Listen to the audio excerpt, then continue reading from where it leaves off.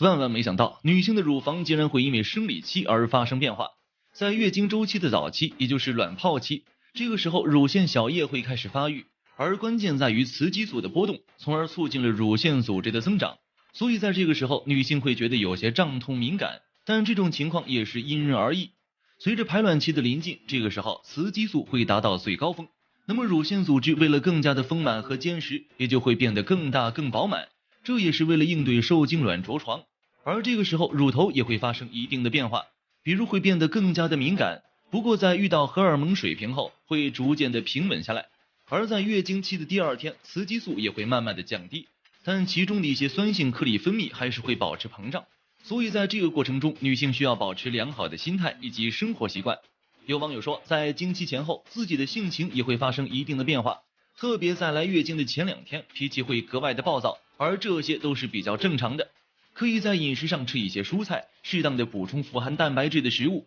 接下来说一个大家感兴趣的话题，男性为啥乳房也会变大？萧山的一个张先生就有这样一个让人难以启齿的秘密，他从青春期以来就发现自己的胸部要比别人的大，而也正是因为这个秘密，所以他一直不敢去公共的澡堂子，就连平时自己的生活也受到了一定的影响，比如衣服得买大一号的，走路的时候也会弯着脊背，生怕被别人看出来自己的胸部有问题。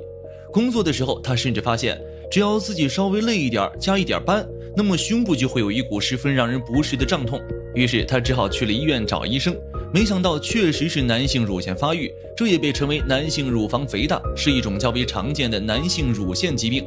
有专业人士说，男性乳房的异常发育相连的事情很多，比如遗传、胡总恶化自身的疾病等等。这也就说明了，虽然男性也有乳腺组织，但一般来说，乳房腺体会在雌激素的作用下生长增大，而男性一般是以雄性激素为主的。但是如果体内的一些环境改变，比如激素水平的改变，那么男性的乳腺也就会发育。对此你有什么想说的，又有什么独到的见解呢？欢迎留言与大家一起讨论。